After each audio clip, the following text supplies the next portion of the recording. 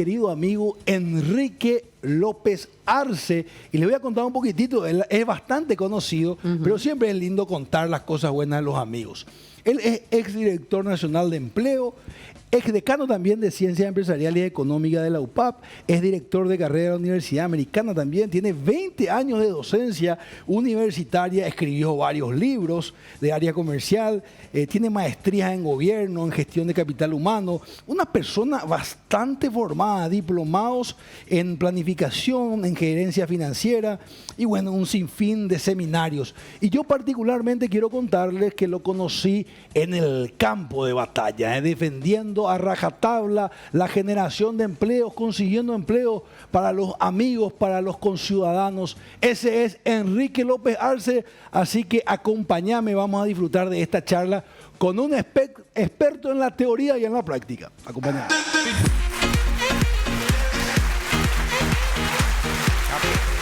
Enrique, qué gusto saludarte. Bienvenido. Igualmente, Salim. Y qué bueno hablar de esto porque tiene que ver con una realidad nuestra. Si yo pregunto un poco acá en la mesa, ¿qué porcentaje del salario se gasta en la primera semana? ¿Qué me vas a decir, Diego, por ejemplo? ¿Qué porcentaje del salario? ¿Viste? Ahí cuando ya piensa mucho ya puede ser. ¿Qué porcentaje de tu salario se gasta en la primera semana? Rápidamente, sin tener a la vista, ¿verdad? Sí, claro. Probablemente el 50%. Viste, él está entre los mejorcitos. ¿Qué pasa si yo te digo que hicimos una encuesta a 600 trabajadores y entre el 70 y el 90% del salario de la mitad de esos trabajadores ya se gasta en la primera semana? Ok. Entonces, a ver, pero empecemos a Ishikawa, bueno, la gente me conoce por el tema de empleo, Siempre. ¿verdad? Y el tema de empleo, digamos, sobresalió porque no hay, o por lo menos no conozco a alguien que haya entrado tanto en el tema de empleo, ¿verdad? Pues yo soy doctor en educación, ¿verdad? Doctor en educación. Doctor en educación, tengo una maestría en gobierno, medalla de oro, mi licenciatura de grado que la hice en administración, alumno sobresaliente, tengo un posgrado en formación docente superior y tengo un montón de investigaciones también, Claro, ¿verdad? claro. Entonces, cuando uno empieza a mirar, bueno, esto surge en las ferias de empleo, Salim, porque cuando venían a la feria de empleo lo normal es que venga la gente que no tiene empleo. Pero cuando vos empezás a recibir gente que te dice, don Enrique, yo tengo empleo, pero quiero otro, y ahí vos le preguntás, ¿verdad? ¿Por qué? ¿Por qué? Claro. Exactamente. Y ahí, digamos, aplicamos la ciencia, ¿verdad? Un señor que se llama Ishikawa hablaba de la famosa espina de pescado o de la causa raíz. Ok. Nosotros tenemos que encontrar la raíz de qué es lo que está ocurriendo. El fundamento. El fundamento. Y ahí nos dicen, no me alcanza, dice. ¿Verdad? Necesito otro trabajo porque no me alcanza. Okay. Y ahí se explica que haya 20.000 paraguayos que estén trabajando en plataformas. 7.000 aproximadamente, digamos, es su fuente de ingreso principal, Okay. pero son 13.000 los que dicen, tengo que hacerlo porque si no, no llego a fin de mes. Y Es un complemento. es un complemento. 13.000 complementos. Es 13.000 de complemento. Y algunos que, por supuesto, ¿verdad? Igual que Jotita probablemente dice, no, yo quiero ganar más, ¿verdad? Claro. Que es válido también, ¿verdad? Tenemos que ganar más, si podemos. Ojalá, ¿verdad? Entonces, fíjate vos, cuando le empezábamos a preguntar nos decían, no me alcanza. Ah. Entonces ahí empezamos a preguntar otra vez. Y decime un poco, ¿de dónde pediste el crédito? Ajá. Y ahí nos dijeron algo que nos asustó, Ok. ¿verdad? Y que no se habla mucho. Y nos dijeron, yo tengo una buena persona, fíjate lo que dicen, yo tengo una buena persona que llamo por teléfono y me trae a mi casa. No formo fila, no pago pasaje, no pago combustible, no lleno documentos. Es mi amigo porque me trae cuando... Y ahí le hicimos otra pregunta fundamental. Y le dijimos, ¿y cuál es la tasa de interés? Claro. Y nunca le pregunté. Ando y cuál voy. No saben porque ellos miran el monto de la cuota, ¿no? claro. Entonces, a ver, Qué tremendo eso, chico. el Banco Central pone una tasa de lo que se llama la usura. Eso es una publicación mensual que normalmente está cerca del 29, ¿verdad? Cuando vos, digamos, pasás esa tasa que dice el Banco Central, sos usurero.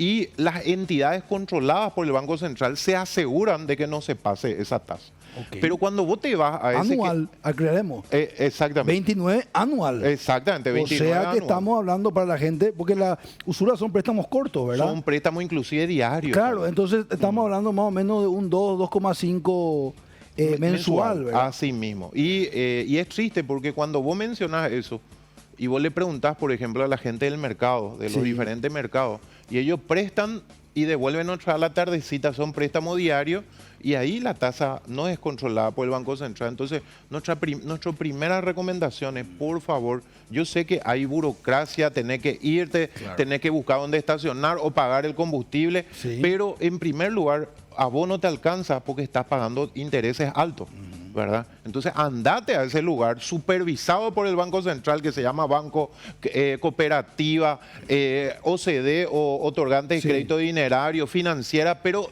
ahí están controlados. Ok. O sea, el problema que ese señor que vos crees que es tu amigo, cuando empezás de dejar de pagar, cuando tenés la famosa mora, ahí ya no es tu amigo, ahí ya no sonríe. Ahí viene la amenaza a vos, a tus hijos, Tremendo. te saca la tarjeta y hay un montón La de moto. cosas. La moto. Sí. Y bueno, eso es importante decirlo. La o sea, primera entonces es formalizar.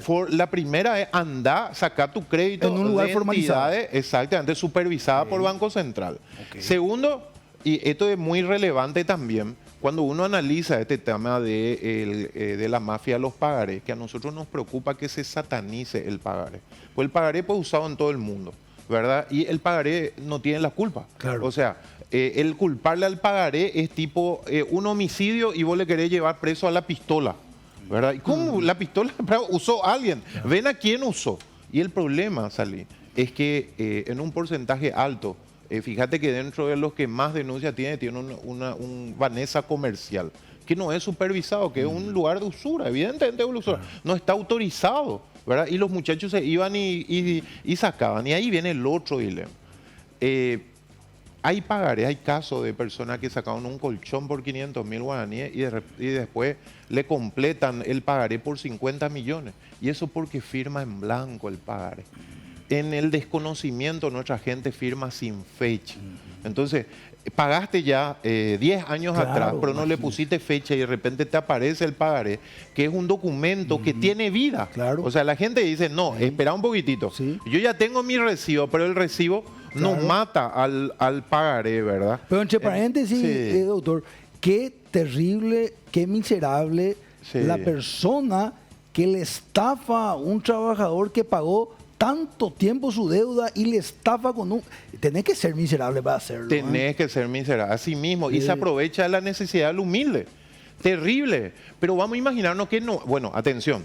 Punto 2, retira tu pagaré. No completes, o sea, no firmes un pagaré que no tenga fecha o no tenga monto, por favor. Claro. Y tercero, ¿verdad? Sí. Importantísimo también, digamos, cuando ocurre estas cosas y vos analizás qué ocurriría si es que no hubiera el pagaré. Y te voy a decir lo que me dijo un productor. Ojalá que nuestra productora no tenga ese problema, pues me dijo un productor de otro medio. Me dice, don Enrique, a mí ya no me aceptaban el pagaré. Entonces me hicieron hacer las transferencias de mi auto. O sea, si yo dejaba de pagar, perdía el auto. Prendado, Y sí. imagínate. Entonces, exactamente la prenda. Y ahora hicimos una feria de empleo para limpieza. Se nos acercaron 3 pescadores. Y nos dijeron, don Enrique, siempre nosotros sacamos crédito con pagaré. Ahora por este tema nos dicen que ya no van a aceptar nuestro pagaré y nos piden o casa o auto. Y nosotros somos humildes, vivimos en asentamiento, no tenemos ni casa ni auto. Y esta gente vino a buscar empleo. Si no consiguen el empleo, ¿qué va a pasar? Y se va, y al usurero, ¿verdad? Y ahí ocurren cosas terribles. Entonces, mucho cuidado con satanizar ese tema. La Y- prenda, entonces el tercero podemos definir Sí. no prendar nuestras cosas. Claro, pero cuidado también con decir está mal el pagaré, el culpable, eso no. Hay que decir la mafia del crédito informal, Claro. de irse a lugares que no corresponde. Claro. Y cuando uno analiza por qué es lo que no hay dinero en el bolsillo, y hay muchos motivos, ¿verdad? Uno tiene que ver con ese interés alto que a veces uno no se da cuenta, y eso te sentencia a estar siempre sin dinero porque estás pagando de más. Por no querer irte a formar fila, porque hay burocracia, a lo mejor pasar por muchos lugares y eso te desmotiva, es real. Claramente. Ahí Sí. me gustaría en instante tenemos una pregunta también de Jotita y también tenemos una de Claudia Melgarejo. Jotita está ahí habilitadísimo. consulto, o sea, le menciono a Enrique, Sí. yo entiendo perfectamente que lo ideal es ir a una institución bancaria que te pueda dar la garantía al Banco Central de que no vas a pagar un interés excesivo, ¿verdad? Pero también hay un protocolo o hay requisitos muy profundos en el banco que a lo mejor no todas las personas pueden acceder.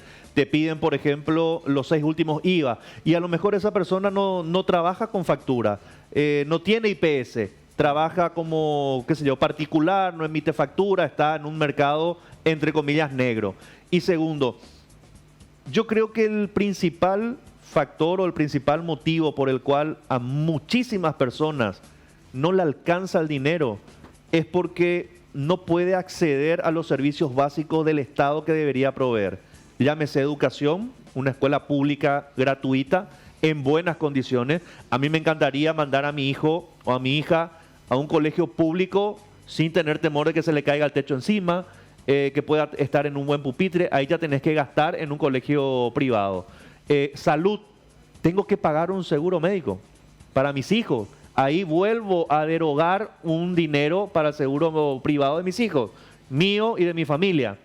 Tengo que por lo menos comprarme una motocicleta porque el transporte público no funciona.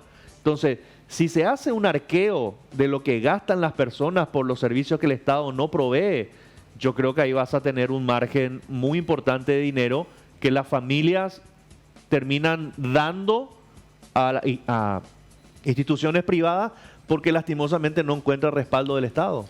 O sea que cuando dice Jota, uno de los motivos que nos dicen también tiene que ver con eso que vos mencionás, con el tema del transporte, ¿verdad? Pero no quiero dejar de citar también de que dentro de las entidades supervisadas no solamente están los bancos, están las cooperativas.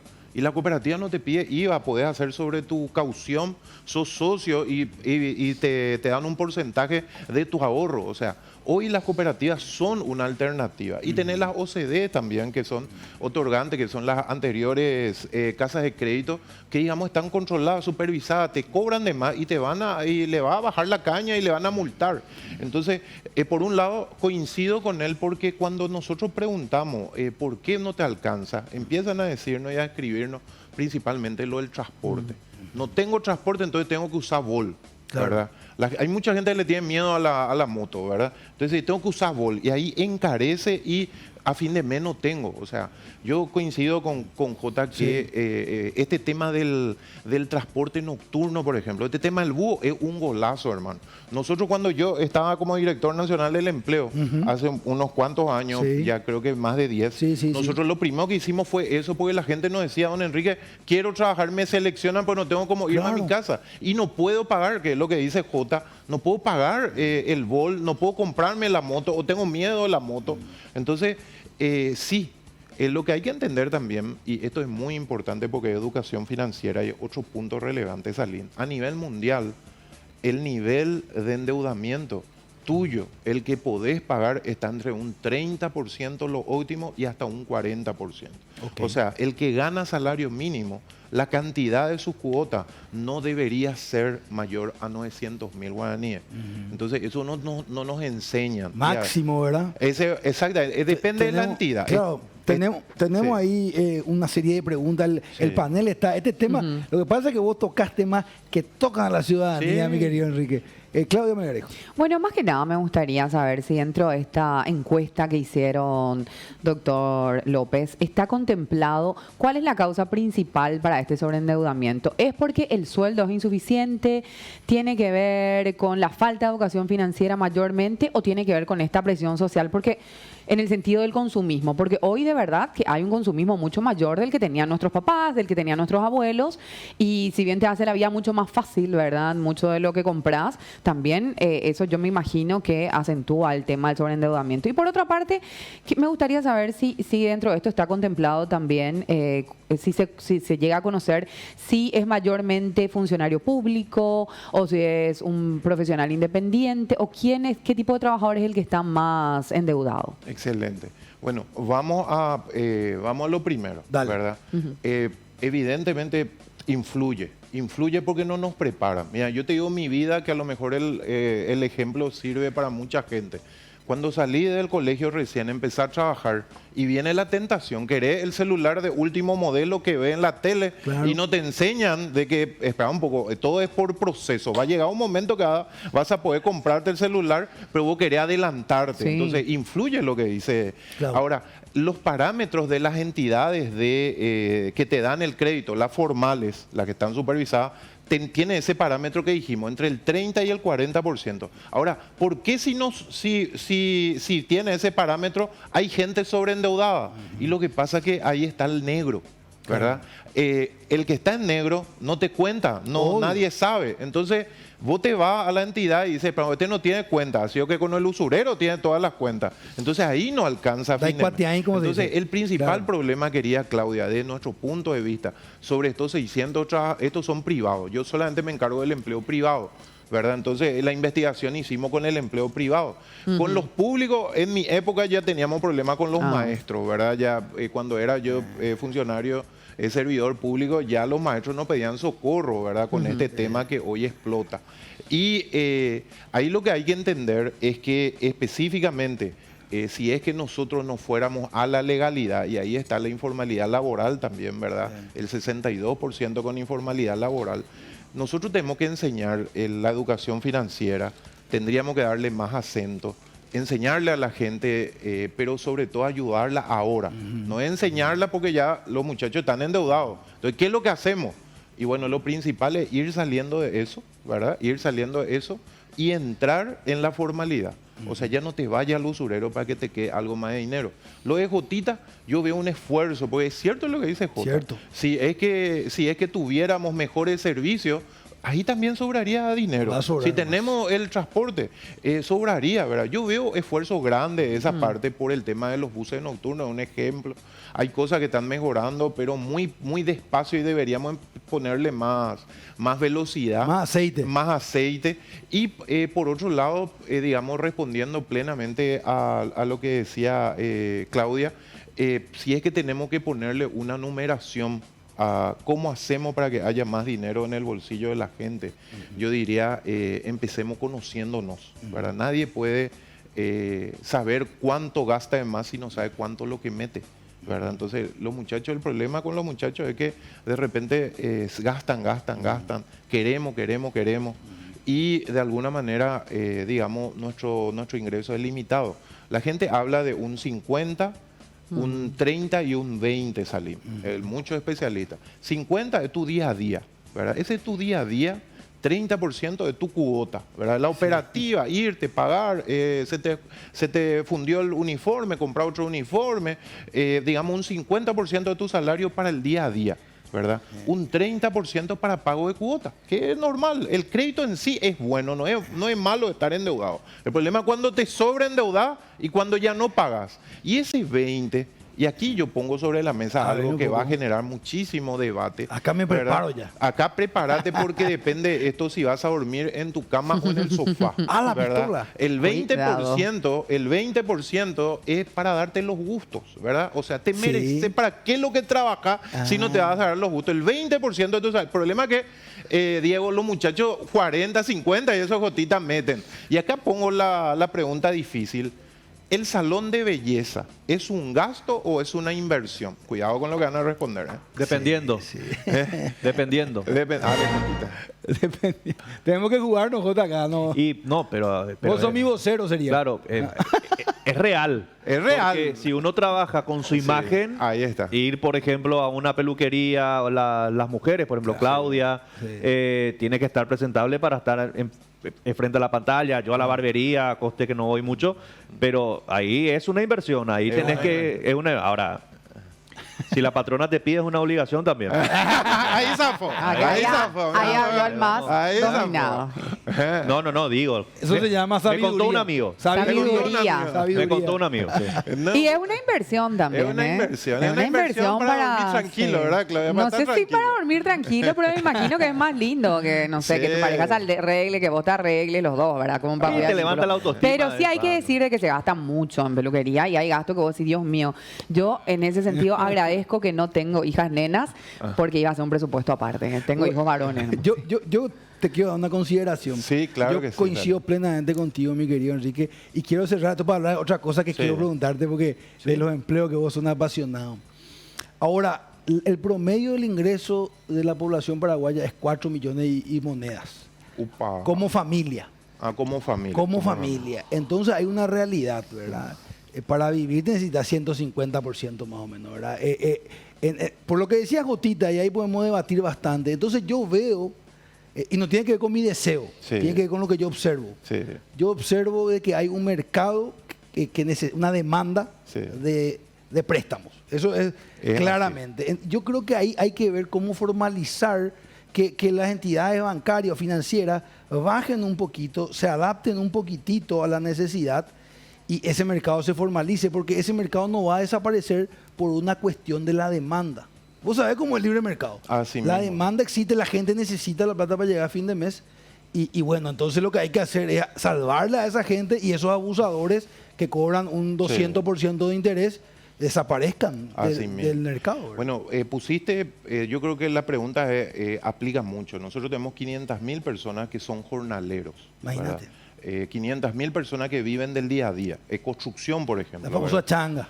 Sí, este es un jornal que está un Sí. poco más de 110.000 guaraníes, ¿verdad? Por día. Entonces, digamos, los 5 días llegan algo así como 500.000 en el mes. 600, ponerle que llega en el mes, llevan 2.400.000, no llegan a nuestro un Mínimo. poco más de 2.800.000. Entonces ese señor se enferma o llueve y de repente ya no tiene ese ingreso diario. Entonces, ¿y qué es lo que pasa? ¿Por qué no tenemos? Fíjate este número que te va a dar. Encima de 3 salarios mínimos, encima de 9 millones, solamente aproximadamente son 90.000 personas las que ganan más de 9 millones en el Paraguay. Es cierto tu número, 3.080.000 de fuerza de trabajo, ¿verdad? Y tenemos 140.000 de empleadores o patrones que probablemente ganen también. Entonces vos sumás 90 más tus 140 y 230.000 personas son las que ganan más de 9 millones. o Después cerca el de resto 10. para abajo. Y después el resto para abajo. ¿Y cómo se explica Claro. eso? Y se explica porque nuestra microempresa, nuestro ecosistema laboral es principalmente de microempresa. Entonces la microempresa no puede pagar salarios buenos. Claro.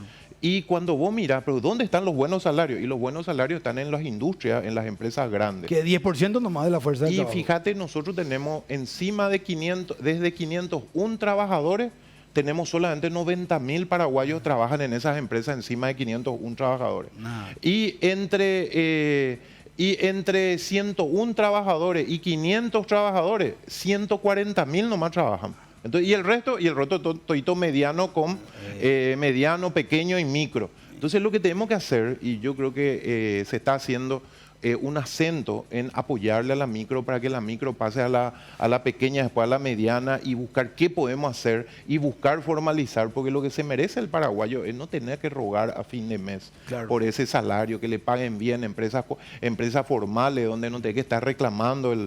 Es un tema que yo creo que merece toda nuestra atención, por eso digamos, las empresas grandes son las donde están los mejores salarios y bueno, el Paraguay necesita aumentar la industrialización, necesitamos apoyar a las MIPYME. Vamos hacia ahí. Vamos hacia ahí. La construcción está en un momento muy bueno. Si miramos, por ejemplo, el año pasado iniciaba con 219.000 trabajadores, terminaba con 229.000, ahora en el primer trimestre tiene 234.000, llegó a 307.000, o sea, tiene para crecer 70.000.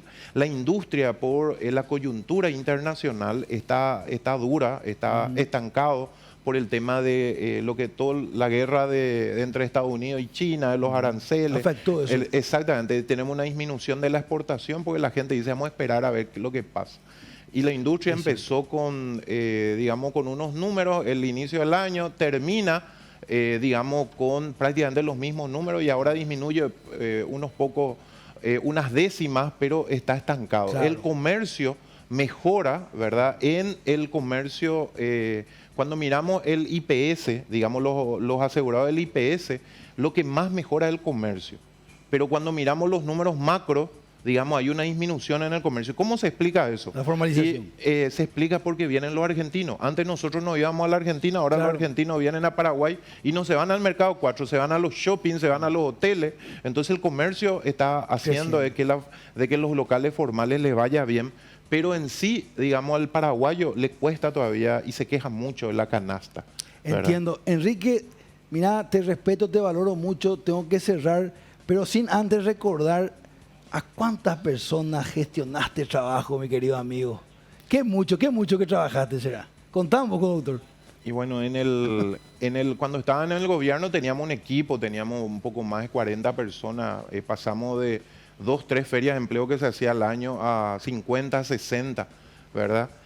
Por año, y después llegamos hasta 100 ferias por año. Teníamos un promedio de 7.000 personas que ayudábamos a conseguir empleo. Y uno dice, puede ser mucho, pero nosotros que estamos en el día a día, descubríamos que le dábamos a 100, pero venían 1.000 y 900. Entonces te quedaba un sabor amargo, ¿verdad? Y por eso que no parábamos, porque queríamos ayudarle a la mayor cantidad. Ahora estoy en la Junta de Gobierno, donde ayudamos a todos, no hay ningún tipo de distinción. Y, digamos, nuestro equipo es más pequeño, tenemos más ganas. La próxima semana estamos por Concepción, ¿verdad? Cuando somos menos, hay que meterle más ganas, ¿verdad? Claro. A veces cuando hay equipo puedes delegar, pero cuando son más pocos ya tenés que volar. Entonces, en ese caso, ¿verdad? Lo más importante es decir, nos tocó la pandemia en el 2020, ayudamos a 3.000 Sí. y ahora tenemos un promedio más o menos de 4.000. Nos ¿verdad? conocimos en esa época. En esa época nos Sí, conocimos sí, y ustedes ayudaron mucho porque, digamos, cuando nadie podía salir, me acuerdo que empezamos nosotros con la cadena de Súper, un programa con ciudadanos indígenas de Mariano que hacían los tapabocas. Y ustedes eran los que distribuían, los que compraban. Recuerdo. A mucha gente muy vulnerable que nadie le da la mano, ustedes ayudaron. Fue una buena época. Te respeto mucho y valoro tu trabajo, mi amigo. Muchas gracias. Te deseo lo mejor y fuerza Muchas porque gracias. muchas familias fueron transformadas gracias a tu pasión. Muchas gracias. Y queremos hacer más. Fuerza, Enrique. Da. Bueno, estuvo con nosotros el querido amigo Enrique López Arce hablando del trabajo, del endeudamiento de los paraguayos y las paraguayas. Vamos